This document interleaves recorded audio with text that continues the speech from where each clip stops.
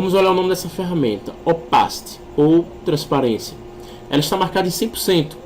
Significa que o meu objeto ele está com 100% de visualização aqui na cena. Como assim? Se eu clicar nesse botão, se eu clicar nesse parâmetro e arrastá-lo para a esquerda, eu percebo que meu objeto vai ficando translúcido. Por que isso acontece? Porque aqui é o índice de transparência do meu objeto. Outra função que eu vou explicar para vocês antes de vir para cá, é essa função que está marcada por padrão. Essa função ela serve para mostrar a transparência da minha composição. Como eu importei uma imagem em PNG, essa imagem eu tirei o fundo dela no Photoshop e ela vem para cá transparente. Quando eu desabilito essa função, o que é que acontece? A nossa composição criada inicialmente, ela tinha o fundo preto, lembro? Esse fundo vai ser mostrado quando eu desabilitar essa função. Vamos deixar com fundo preto para que a gente possa ter um contraste melhor. Então vamos lá. A opacidade ela serve para diminuir a transparência do objeto na cena e aumentar. O parâmetro mínimo é 0%, significa que o objeto está totalmente invisível na cena, e 100% ele está totalmente visível. Rotation. O Rotation a gente vem aqui no lado direito dele, clica com o botão esquerdo e gira para a direita e mexe para a direita o mouse, a gente percebe que o objeto ele vai obtendo rotações, que o objeto vai sendo rotacionado à medida que a gente puxa esse parâmetro para a direita ou para a esquerda. E perceba que quando eu passar de 360 o giro, automaticamente ele me adicionou o número 1, que significa que eu dei uma volta no eixo de 360 graus. Se eu aumentar mais, se eu der mais uma volta de 360 graus, ele vai mostrar aqui para mim o número 2, significando que dei duas voltas em 360 graus. Vamos lá. Vou deixar aqui, vou clicar nesse reset para ele me devolver as configurações iniciais do objeto. Automaticamente, quando eu faço isso, ele coloca o objeto no meio da cena, no meio do nosso stage. Vamos para o parâmetro de escala, pessoal. Quando eu clico nele e mexo para a direita ou para a esquerda, eu percebo que ele vai aumentando o seu tamanho e diminuindo proporcionalmente. Se eu desabilitar esse cadeado aqui, eu percebo que a escala, o botão do lado direito, ele serve para escalonar o objeto na vertical, e do lado esquerdo serve para escalonar o objeto na horizontal. Vou dar mais um reset para o objeto voltar à posição e às configurações iniciais, e vamos para o parâmetro de Position. O parâmetro de Position ele tem duas características, como na escala. Vou deixar habilitado aqui a proporção, que é o seguinte, pessoal. Essa da esquerda serve que eu estou movendo, significa que eu estou movendo o objeto para a esquerda. Se eu aumentar esse valor aqui, estou movendo ele para a direita. E esse parâmetro significa que se eu aumentá-lo para a direita, eu estou movendo ele para baixo. Se eu aumentá-lo para a esquerda, eu estou movendo ele para cima. Com a ferramenta de seleção ativa, eu posso clicar no meu objeto e posso arrastá-lo na posição que eu quiser. Vamos dar mais um reset e vamos ver para que serve o Arc Point. O Arc Point, esse primeiro parâmetro, ele tem a mesma função do Position. Ele serve para eu colocar esse pontinho que a gente vê no meio do objeto na posição que eu quiser. Esse outro parâmetro, eu faço a mesma função desse parâmetro do Position para cima e para baixo. Eu gosto muito de mexer nesse Arc Point através dessa ferramenta aqui.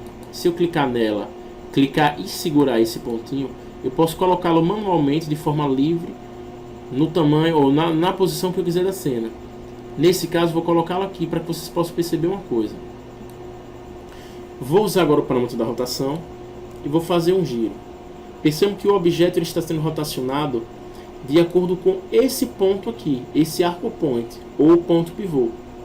Se eu mudar o Arc Point com essa ferramenta aqui ativa de lugar, eu percebo que quando eu rotaciono, ele vai me rotacionar através de outro eixo de animação, que no caso é esse eixo que eu coloquei aqui. Bom, gente, vou dar mais um reset. Vocês entenderam basicamente para que servem essas ferramentas. Vamos começar com a animação propriamente dita. Vou vir aqui nessa ferramenta, vou dar um Fit, para que a gente possa ver a composição toda.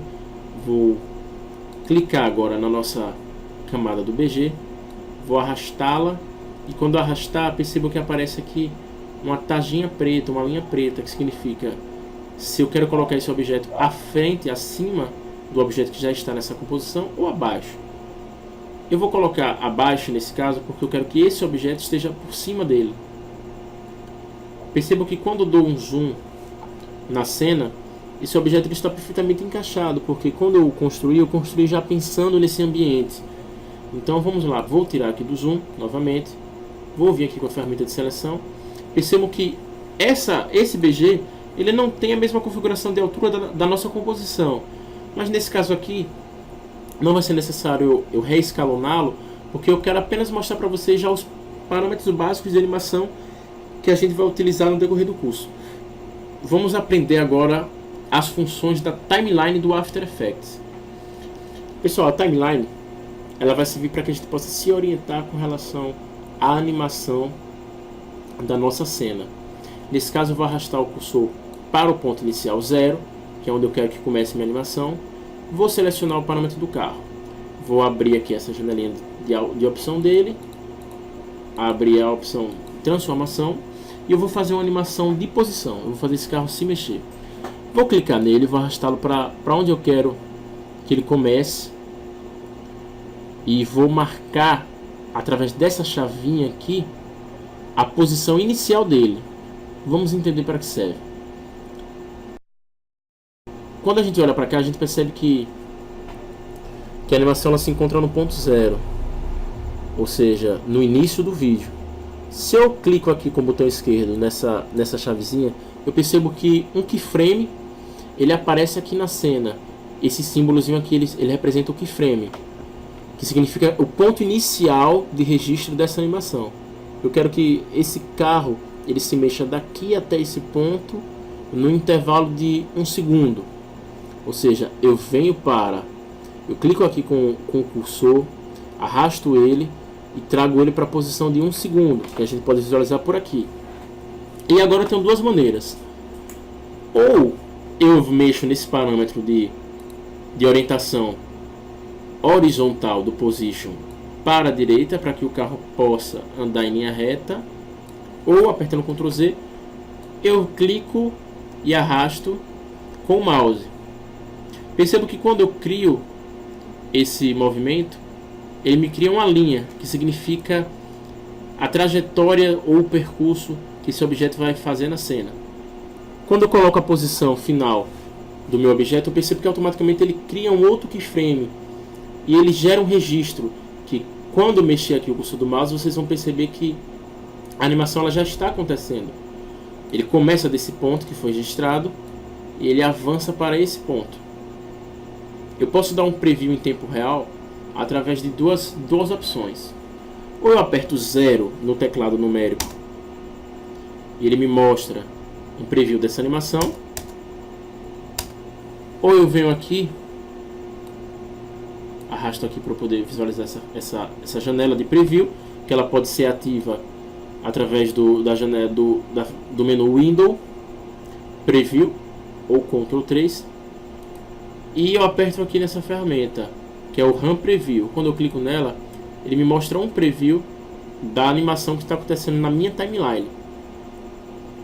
Perceba que uma linha verde é criada, que significa que essa trajetória de animação ela foi renderizada na memória RAM. Se eu tivesse objetos muito pesados e a composição tivesse muito grande, provavelmente quando chegasse em um determinado ponto eu não ia ter memória RAM suficiente para poder dar esse preview. Então essa linha verde ela não ia conseguir atingir esse tempo todo. Como a gente está trabalhando com um projeto leve, isso acontece de forma tranquila. Vamos mexer em outro parâmetro aqui, pessoal. Vamos entender uma outra coisa. Se eu vim aqui para o meio o intervalo aqui entre esses dois keyframes, colocar o cursor aqui no meio e clicar nessa ferramenta aqui, eu vou criar um outro keyframe. Eu vou gerar um outro registro aqui. Só que nesse caso vocês não vão perceber diferença nenhuma, porque eu não adicionei movimento nenhum nessa chave de animação ou nesse keyframe. Eu posso navegar entre esses keyframes também através dessas setinhas, para a direita ou para a esquerda. Então vamos lá. Nesse ponto aqui que eu criei essa animação, automaticamente o After Effects, quando está com essa função ativa, ele registra todos os movimentos que você faz com relação aos objetos que correspondam a esse parâmetro. Nesse caso, pessoal, vou fazer o nosso carro voar um pouquinho aqui. Eu vou arrastá-lo ele para cima. E percebam que essa trajetória que é criada automaticamente me mostra o percurso que o carro vai fazer nessa animação. vou arrastar o cursor e eu vou ver que o objeto está se movendo nessa direção. Ele está se movimentando automaticamente. E o After ele cria essa interpolação, ele cria esses movimentos frame a frame automaticamente. Basta a gente marcar o ponto inicial e o ponto final. Bom, vou encerrar essa primeira aula por aqui, para não sobrecarregar vocês de informações, que não é a intenção, e fazer com que vocês tenham um aproveitamento melhor. Treinem aí, pessoal, vou disponibilizar essas duas imagens para vocês. Tentem fazer essa mesma animação, criem a composição através dessa ferramenta com as configurações que eu mostrei no início do vídeo. Importem um objeto, coloquem ele na janela correspondente e tentem fazer essa mesma animação. Ela é simples, eu sei que vocês devem estar totalmente desempolgados olhando esse tipo de animação, mas eu garanto para vocês que no decorrer do curso nós vamos trabalhar com animações muito complexas e vocês vão ficar muito satisfeitos mesmo com o resultado do curso. Espero que vocês tenham gostado e qualquer dúvida é só postar. Um abraço e até a próxima aula.